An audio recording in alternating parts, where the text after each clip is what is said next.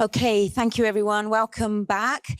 So next session, session 4, will be moderated by Susan Palmer, religious extremism and anti-cultism. Over to you, Susan. Thank you, everybody. And thank you to AROPL for having us scholars. It's a fantastic experience being here. I'm learning a lot. So I would like to introduce my two speakers. Alessandro Amicarelli is Italian and British. He's a British solicitor and an Italian lawyer, and he works in human rights, focusing on new religious movements with freedom of belief and other groups. So, thank you. Welcome. ATC reader. Rosie. And Rosita Šorytė is she's a former Lithuanian. Well, she is a Lithuanian, but she was a former Lithuanian diplomat, right? And now she is working with different human rights groups in Europe and focusing on new religions again, as I said. Thank you. Thank you. He starts with Gustav's big test, yeah. Okay, so Šorytė's paper is on anti-cultism. She has, what's it called? AROPL and the rise of New Age anti-cultism. New Age anti-cultism, what's that? You will see. Yeah.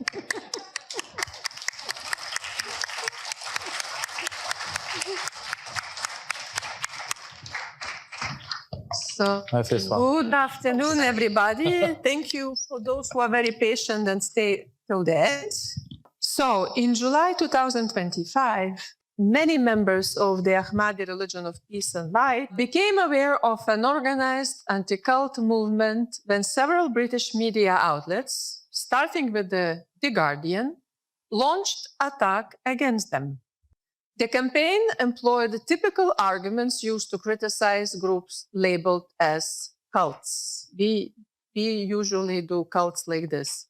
The origin of these attacks can be traced back to a slanderous article written by a certain B. Scofield on her blog, Guru Mag. Scholars of new religious movements have studied the anti-cult movement for decades. Researchers describe it as comprising two distinct subgroups. Massimo Introvigne referred to the first of these in a well-known 1993 article as the counter-cult movement, which is driven by religious groups that feel threatened by the competition posed by the new arrivals in the competitive religious market. These groups often label the new movements as illegitimate, heretical, or even demonic. In some countries, religious counter-cultists can mobilize the government against the groups they label as cults. In Iran, the anti-cult movement is intertwined with the theocratic government. Countries like Pakistan and Malaysia have official Islamic councils that identify which groups they consider heretical cults. And these designations often lead to governmental repression.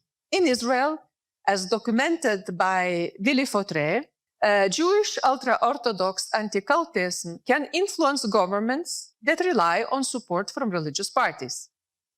Although Russia is theoretically a secular state, the Putin regime seeks the support of the Russian Orthodox Church, which plays a significant role in establishing a unified consensus. In return for this support, the regime takes action against groups like the Jehovah's Witnesses, which the Russian Orthodox Church condemns as sheep stealers and cults. In South Korea, the anti-cult movement is primarily organized by Protestant fundamentalists. Despite not representing the majority of the population, they can exert considerable influence over political parties, elections, and government actions by voting together as a bloc. The second subgroup of the anti-cult movement is secular. It emerged from left-wing activists and intellectuals concerned about the rise of conservative from parents of students who in the late 20th century decided to leave college and to become full-time missionaries, monks, or nuns for new religious movements. These parents, who were often non-religious, were less concerned about the theological orthodoxy of these new movements. Their primary concern was to get their children back, and they listened intently to psychologists who claimed that their children had been brainwashed. Some of the fathers of the anti-cult movements, particularly in secular France, admitted they were against all religions and used cults as a starting point for a broader anti-religious campaign. Roger Icor, the founder of the French anti-cult organization CCMM, stated, and I quote, there isn't been between a cult and a religion a difference of nature, or rather of principle. There is only a difference of degree and dimensions. If it were up to us, we would put an end to all this nonsense, that of cults, but also that of large religions, end of quote. He also referenced Mohammed, Christ, and Moses as predecessors of today's cult leaders. In a book published this year, one of the international anti-cult movement's leading ideologists, Canadian sociologist Stephen Kent, argues that together with cult leaders, figures such as the biblical prophet Ezekiel, Paul the apostle, and Muhammad were all either schizophrenic or epileptic. More broadly, Kent insists that, I quote, there is clinical reason to assume that people who believe that they are having extraterrestrial contact may be demonstrating a symptom of schizophrenia, end of quote. As for people, again, people who maintain that non-material spirit and forces do exist and offers prayers for divine intercession, the fact that they harbor magical beliefs indicate that they may suffer from mental disorders. A good number of religions, including the largest ones, were founded by mentally disordered minds, he concludes. China is home to the largest anti-cult organization in the world, the China Anti-Sejao Association, which is promoted and controlled by the Chinese Communist Party through the United Front. Most of its leaders are strong advocates of scientific atheism and Marxist dialectical materialism, and they maintain a hostile stance toward all religions. The sectarian counter-cult movement and the secular anti-cult movement are distinct but interconnected. Their ideologies differ, and there is always a risk that secular anti-cultists may target the religious organizations of counter-cultists. Nevertheless, operating under the principle that the enemy of my enemy is my friend, these groups have found ways to collaborate. In Japan and South Korea, we have witnessed a troubling alliance between fundamentalist and theoretically anti-communist Christian pastors who also act as deprogrammers, left-wing activists and lawyers, and even Chinese intelligence services as established by court rulings. Similarly, in Israel, ultra-Orthodox Jews readily cooperate with atheist anti-religious organizations to denounce cults and advocate for laws against them. FACRIS, the umbrella organization founded by French taxpayers that coordinates anti-cult movements across Europe and beyond, includes both deeply secular movements, such as the one founded by Icor, and until 2023, when it was forced to exclude it due to the Ukrainian war, the anti-cult agency of the Russian Orthodox Church, whose leaders are employed of the Moscow Patriarchate. Furthermore, books written by Western secular anti-cultists are translated into Farsi and used by Ayatollah regime in Iran against cults. The recent assault on the AROPL has uncovered the presence of a relatively new third player that warrants attention. I will refer to it as a New Age anti-cultism. This movement does not oppose so-called cults in the name of secular humanism or mainstream religion. Instead, it critiques cultic beliefs based on a confusing blend of astrology, energy theories, and popular esotericism. Although other instances exist, I will examine two examples pertinent to the AROPL. Additionally, I will explore whether New Age anti-cultism will be recognized as the legitimate component of the global anti-cult movement and whether it will benefit from the efforts of its coordinating agencies. So the first is B. Scofield, whose legal name, which is very interesting, whose legal name may still be Robert James Scofield. She or he is a 44 years old American transgender individual and a self-proclaimed cult hunter. In April of this year, she or he published the article that sparked the British campaign against the AROPL. Following her 2018 release of a comprehensive anti-cult exposé targeting Dutch spiritual teacher Bentinho Massaro, Scofield's critics, including her victims and their supporters, have responded to the article by pointing out her disregard for facts and use of inaccurate quotes and references.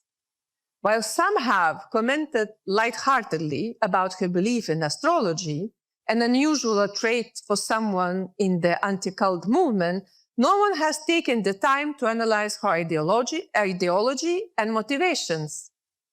A significant reason for this oversight is the tendency to rely solely on online sources. Scofield, though, provides much more detailed information about herself in printed material that she does not share online. She reports that her journey as a cult hunter began in 2017 in Asheville, North Carolina. She was having lunch and felt overwhelmed by despair and suicidal thoughts. She was broke, traumatized by past experiences of abuse, and had experienced a soul death. Additionally, as a transgender person, she struggled with dysphoria and faced medical barriers that prevented her from continuing the estrogen therapy necessary to align her physical appearance with her perceived female identity. While she was seriously considering whether it was not better not to be here in this world anymore, a mysterious woman appeared who persuaded her not to leave before you've completed your soul's purpose. In retrospect, she realized the woman may have been an angel or a benevolent extraterrestrial. A journey begins where the same pattern recurs. First, Scofield receives unique information from five different sources. Astrology. An astrologer in particular advises her on the location she should visit every year on her birthday, where she awaits further revelations. Higher dimensional messages. She receives downloads from a higher dimension provided by both human psychics and angelic messengers who appear and disappear. Third, tarot cards. The tarot cards she uses for divination for additional insights.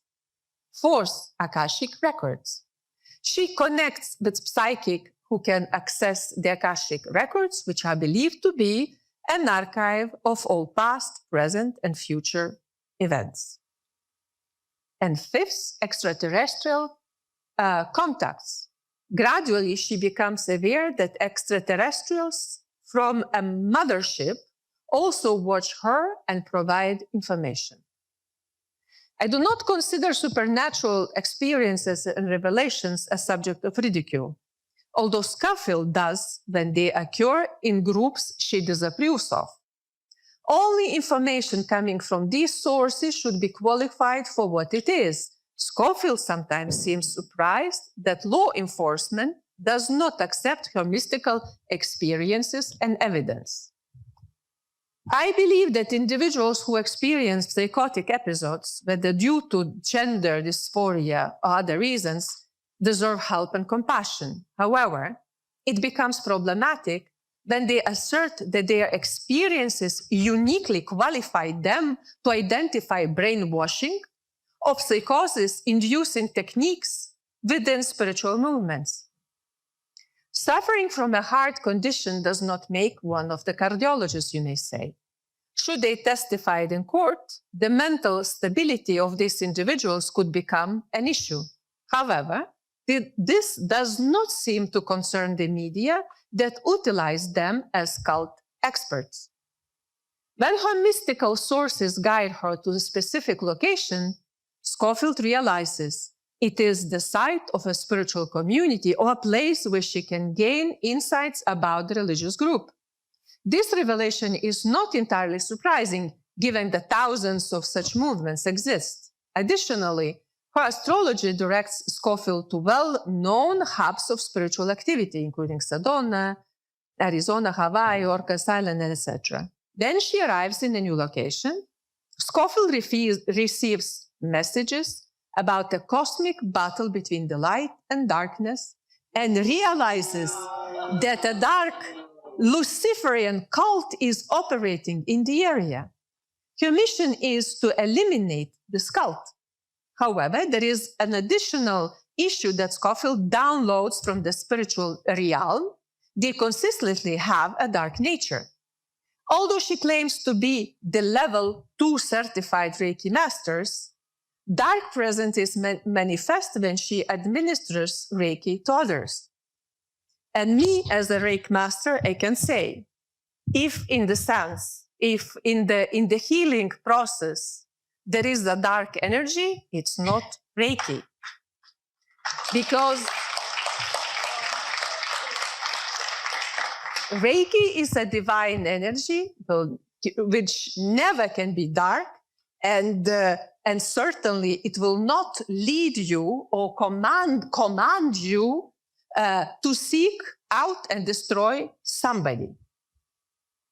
Scofield receives assistance from equally mysterious but non-mystical sources. After her first article against Bettino Massaro, quote, an email changed everything. Someone wrote saying they wanted to support me in reporting on cults. They offered to give me a fixed income of several $1,000s per month. End of quote. This situation lasted only a few months, but she later received similar assistance. The identities of these generous supporters were not specified, nor was it clear for what exactly they found it for. It is possible that this was related to the fact that at one point, Scofield felt compelled to criticize scholars of new religious movements. For instance, she labeled Aileen Barker as the mother of all cult apologists. She referred to Gordon Melton as a pioneering cult apology scholar. Described Susan Palmer as having a disturbing fascination with dangerous cults. And of course, there is Rebecca Moore is not here, and Catherine Betzinger is not here, but Massimo Trevini is here. This occurs years before any of these scholars had criticized her or were even aware of her existence. One notable example of Scofield's controversial actions is her 2019 attack against the Aravinda Himadra. The spiritual name of Yanis Briedis, a teacher and lecturer residing in Orcas Island, Washington. She accused him of being responsible for the murder of Carla Schaffer, a Baha'i woman and psychiatric patient whose body was found in a pond on Orcas Island in 2006. Carla has previously been hospitalized due to multiple knife injuries. A police investigation determined that these injuries were self-inflicted. However, Carla maintained that a supernatural being had attacked her. Her death was ruled either an accident or possibly a suicide. A small group of citizens from Orcas Island, including Carla's ex-husband and former lover, attempted unsuccessfully to convince the authorities that foul play was involved in the woman's death. They speculated about the involvement of unspecified satanic cult and pointed that to a group called the Children of Light, whose existence the police could not verify. This group was not the former name of Aravinda organization, as Scofield has claimed. By 2018, the case had nearly faded from memory until someone asked Scofield to travel to Orcas Island and reveal the truth about Aravinda. Scofield alleged that Carla had been a member of Aravinda's cult and was killed because she wanted to leave it. Followers of Aravinda hired a detective agency to investigate and compile a report on Orcas Island. They ascertained that Carla had attended parties and gatherings at Aravinda's house, but it was before any group was officially formed. Although she remained friendly with the spiritual master's followers, she was not interested in moving from her Baha'i faith to a different spiritual path. Following the publication of her article, the detectives revealed that Scofield had falsified statements from persons she intervened. One of those individuals, David Lutz, who had been a close associate of Aravinda, who was disturbed by her misinterpretation that he went to a police station to file an affidavit. In this affidavit, he stated that he had informed Scofield that Carla was not a member of any group led by Aravinda, and she had mental health issues. However, Scofield's article suggested the opposite.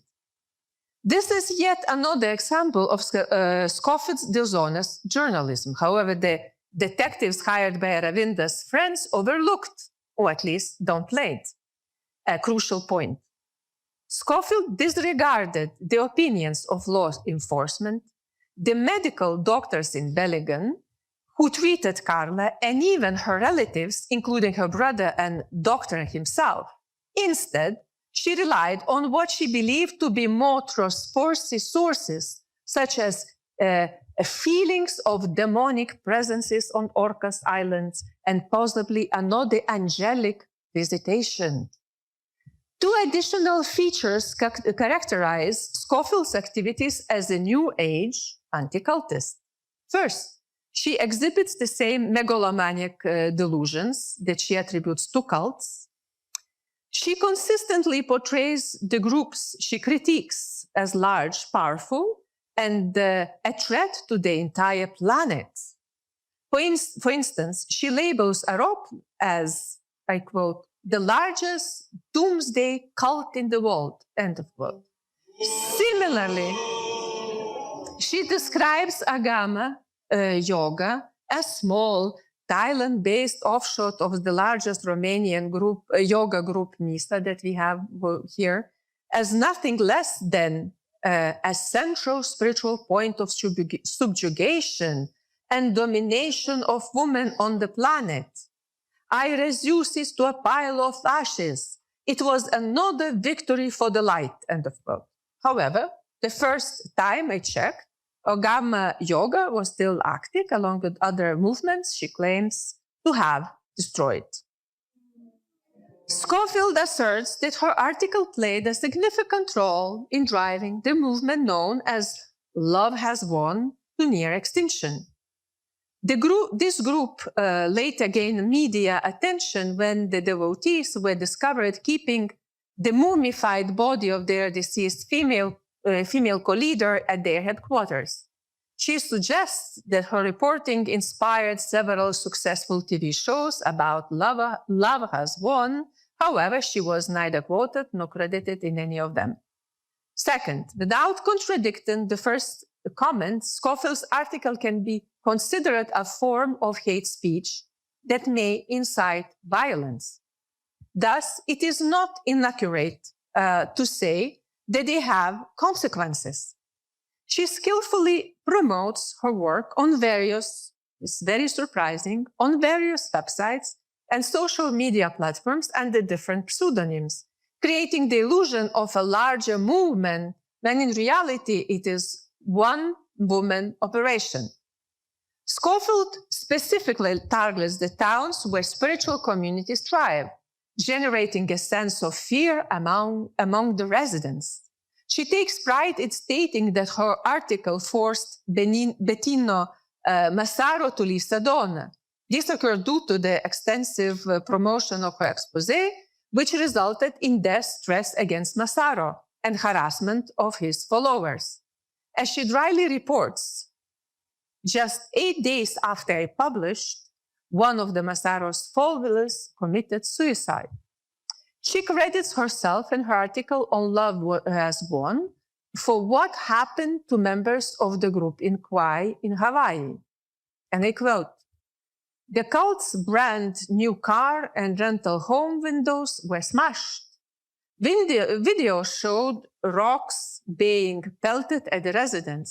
Large bonfires were used on the beach to try and smoke out the cult. Locals patrolled the area on horseback," end of quote. In the end, Love Has Won had to leave Hawaii. Whatever one may think of the movement, what Scofield was taking credit for amounted to physical violence against people who had not been convicted of any crimes. Scofield's success in generating violence against spiritual groups can be attributed, as she acknowledges, to her choice of targeting relatively small movements that had not been studied by scholars, at least before she turned her attention to AROPL. This lack of scholarly attention meant no alternative narratives were available to counter her claims. She admits that she was aware that attacking spiritual groups could provoke legal and public relations responses, but she hoped, but by avoiding reporting on Scientology, I could avoid it, end of quote. Scofield believes she is justified in her actions because she sees them as part of something much bigger. She argues that cults create dark portals through which demons invade our planet. Scofield feels it is her calling to close these portals. Healing an old conflict between two groups of extraterrestrials is essential for benefiting humanity. According to Scofield, she is uniquely capable of healing the ancient extraterrestrial rift because she has a direct line to the aliens. These highly advanced spiritual teachers and masters support her and the planet during this critical time in planetary evolution. They provide Scofield with otherwise inaccessible information and guide her in dismantling cults. Now we have another character. Scholars who published work about AROPL often receive emails from a man named Wahid Azal. Some recipients have reported these messages to the police due to their potential implications of violence. Azal is also known for his extensive writing criticizing AROPL, the Baha'is, and other groups he labeled as cults. There is some cause for concern. Azal once posted answering one of his critics, I quote, "I don't just live in a spider house. I am the spider itself that draws its prey into its web for the kill. Taking down people like you and your master is what I do for a living. Now I will also find out the names of your Baha'i contacts one by one and disclosed this information directly to Iranian authorities. End of quote. Considering that members of the Baha'i faith are regularly tortured and sometimes killed in Iranian jails, the threat should be taken seriously. Born in Iran and now residing in Australia, he founded a new religious movement called the Order Sufi Fatimiyya. He claims this movement is part of Sufism. However, many Sufis would not recognize it as such. Australian scholar Milad Milani describes it as a form of New Age syncretic esotericism with a known membership, initially founded in 2002 and established in 2005 in Australia. Azal's order signifies a profound transformation in Islamic esotericism. It utilizes a variation of the hallucinogenic tea called ayahuasca. Azal also contends that Fatima, the daughter of the Prophet Muhammad, is not just a respected historical figure, but a divine incarnation. Azal, like Scofield, gathers insights from mystical visions and revelations, often induced by hallucinogenic substances. Instead of using the Amazonian ayahuasca, he has opted for Syrian rue.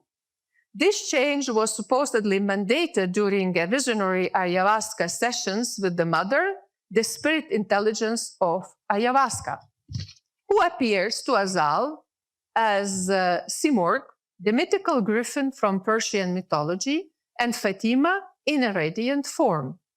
He asserts that as a young man, he visited the Kaaba, where Fatima pierced his tongue with Zulfikar, the mythical sword of her husband Ali, an act symbolizing divine empowerment. Additionally, Azal claims to receive revelations from plants, some of which he believes are manifestations of archangels. Azal asserts that he is the global organizational umbrella leader for the original movement founded by Iranian prophet known as the Bab. He argues that this movement was corrupted and distorted when it evolved into the Baha'i faith, which he characterizes as the archetypical cult for his revelations have called him to combat. Azal claims a spiritual lineage to the 19th century Babi revolutionary and mystic poet Tahirih, identifying her as his direct ancestor and a manifestation of Fatima. Azal admires both occult master Aleister Crowley, whom he once called a supernatural genius and the greatest prophet of the age, and the right-wing esoteric author Julius Evola, from whom he derived that the notorious anti-Semitic hoax, the Protocols of Elder of Zion.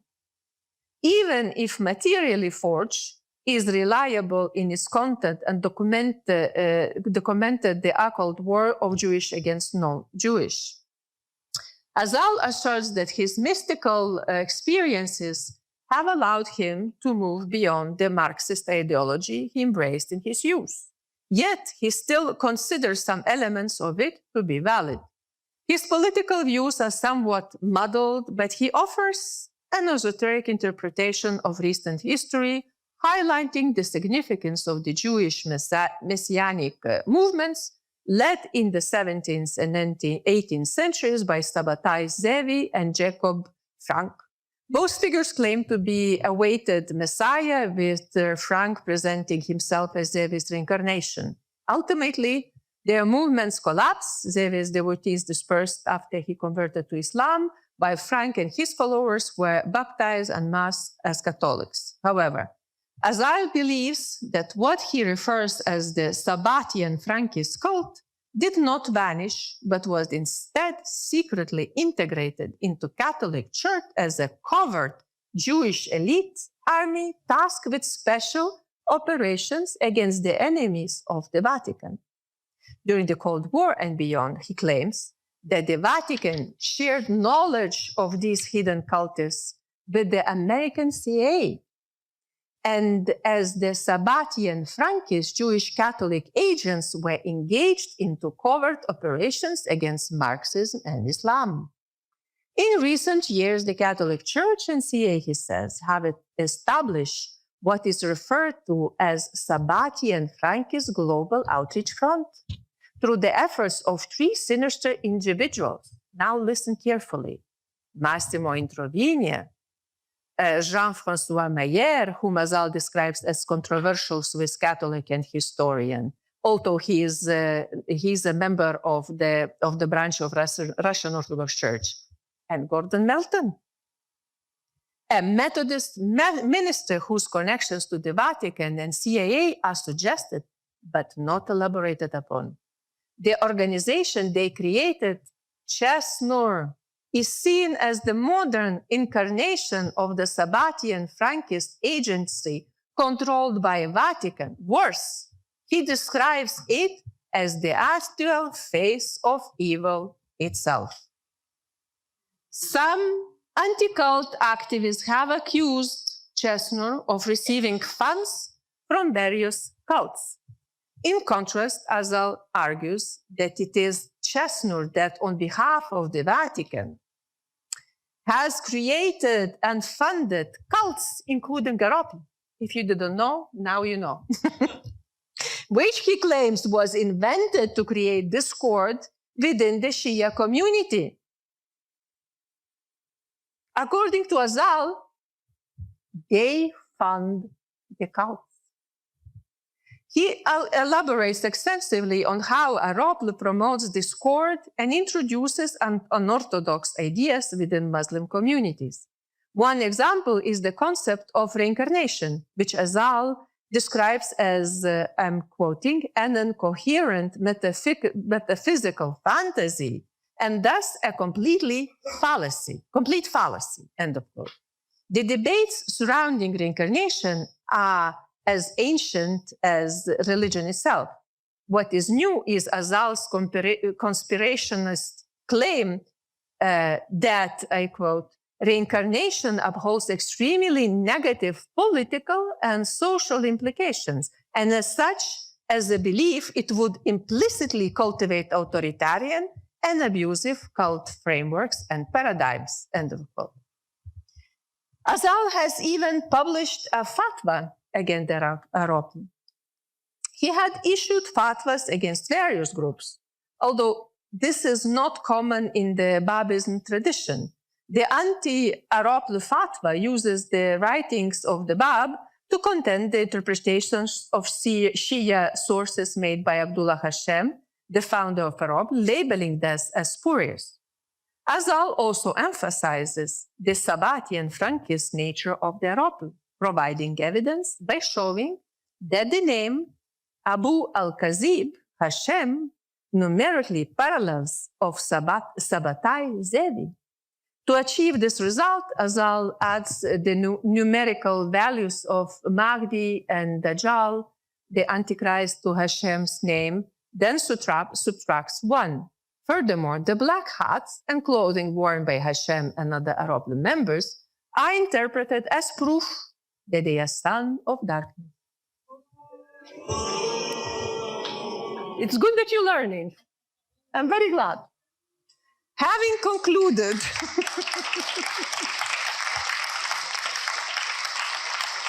because you see, without some people, you would not know who you are. Like Chesnur, you see, it's like, you know, they're also learning. Having concluded that Hashem is the devil incarnate, and the Antichrist, the son of perdition in person, Azal now is serious. Azal issues stress to academics studying the AROPL.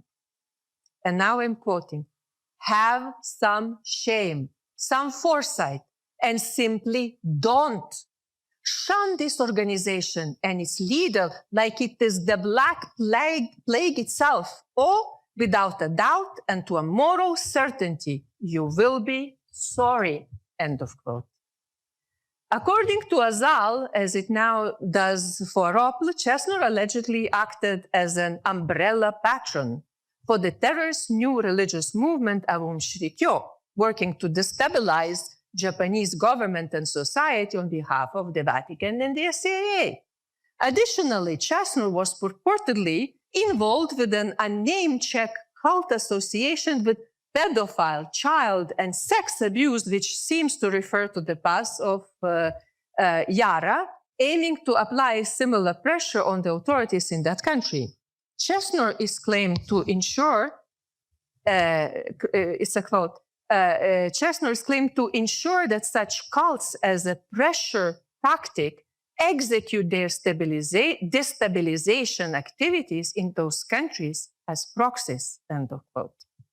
It would be a mistake to conclude that Chesnur's aim and those of the cults it creates and finances, including the AROPL, are merely geopolitical.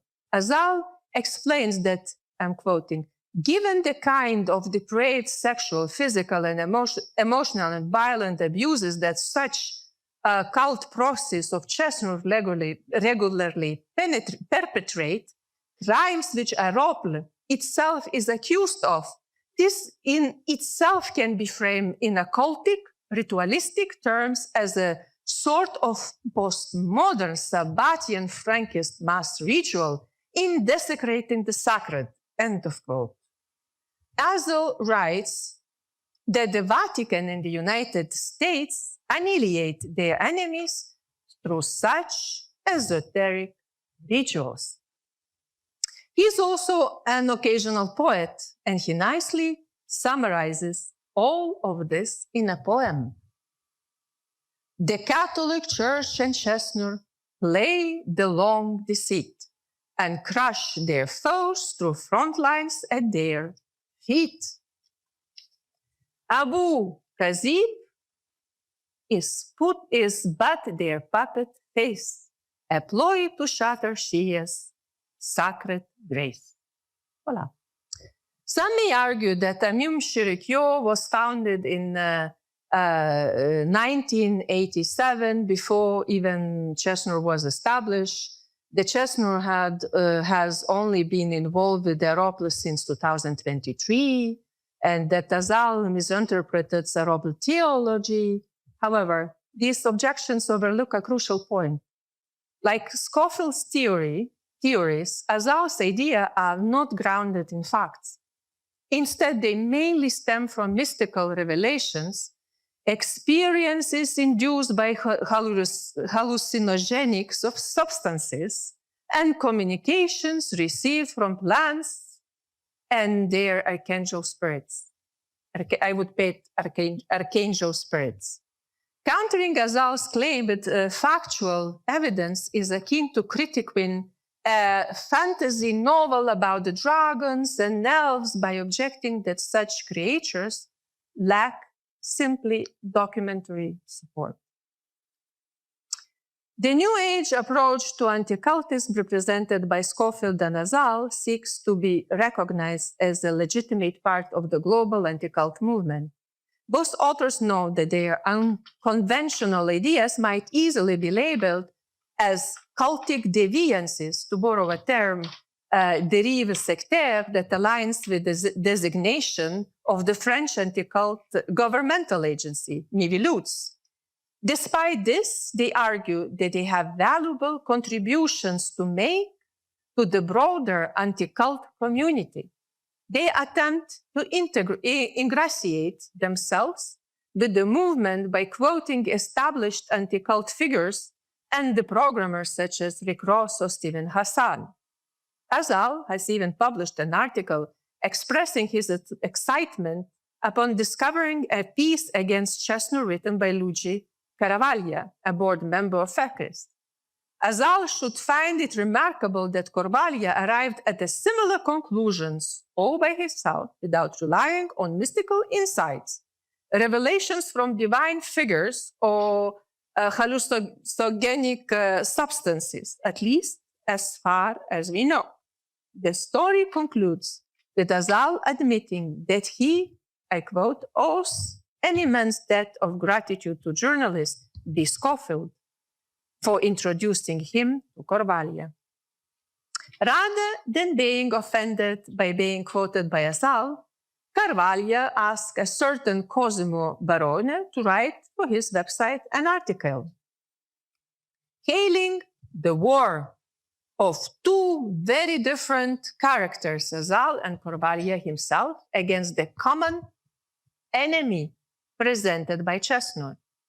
The article published by the FACRIS board member with pleasure suggests that Azal's vertical, Gnostic, metaphysical attack on Chestnut is a welcome and somewhat needed complement to the horizontal one by Carvalho. It appears that mainstream anti-cult advocates are beginning to welcome their New Age counterparts, although this collaboration is still in its early stages. More importantly, in the case of AROPL, Scofield's statements have sparked a series of articles in the British media.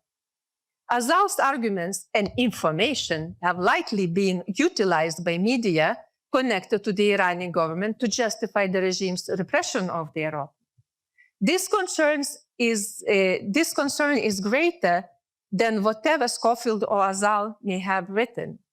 In 1964, American historian Richard Hofstadter published a notable article titled "The Paranoid Style in American Politics," which he later expanded into a book. He observed that bizarre conspiracy theories, often stemming from religious mystical visions and revelations, and frequently targeting unpopular minorities, have always been part of American political history.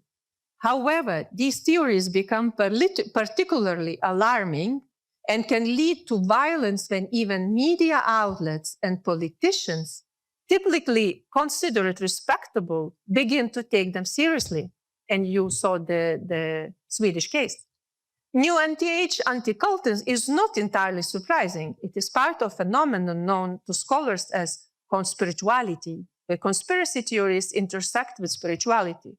However, it is concerning that mainstream media sometimes takes seriously the claims about groups labeled as cult that are produced by fringe authors who may have psychiatric issues or are based on revelations from angels or extraterrestrials.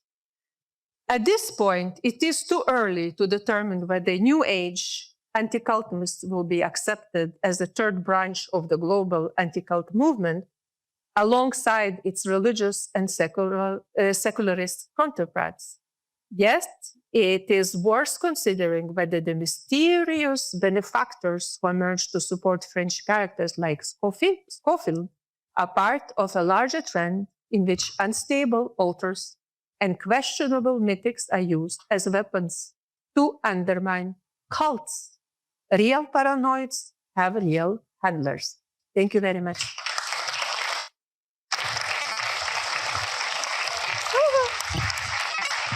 Natuurlijk.